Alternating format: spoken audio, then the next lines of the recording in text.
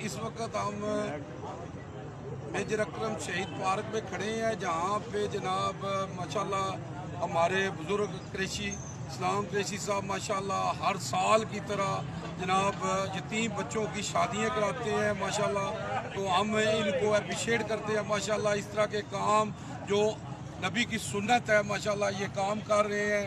अल्लाह इनको सेहत तंदुरुस्ती भी दे, माशाल्लाह बीमार भी थे और उसके बावजूद ये इन्होंने पूरा प्रोग्राम किया है, तो हम इनको अप्रिशिएट करते हैं माशाल्लाह। कुरान पाक एक ऐसी किताब है जो अल्लाह के यहाँ महफूज है और अल्लाह ने इसकी कसम दी है, इसको कोई बदल नहीं सकता। अगर हम इस पर अमल करें तो हमारी ज़िंदगी बदल सकती है।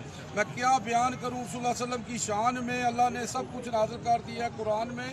अम्मा आयशा से किसी ने पूछा आप सल्लल्लाहु अलैहि वसल्लम की सीरत क्या है, तो अम्मा आयशा फरमाती है कुरान कुरान। आप सल्लल्लाहु अलैहि वसल्लम फरमाते हैं कुरान पढ़ा करो, कुरान पढ़ा करो, ये क़यामत के दिन तुम्हारी सिफारिश करेगा।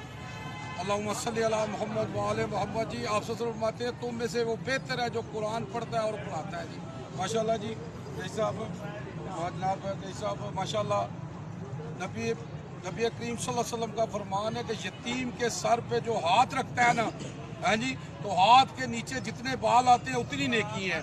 और जिस घर में यतीम पलता है वो सबसे बेहतरीन घर है। और बेहतरीन घर इस वक्त जनाब कुरैशी साहब के माशाल्लाह जो जनाब ये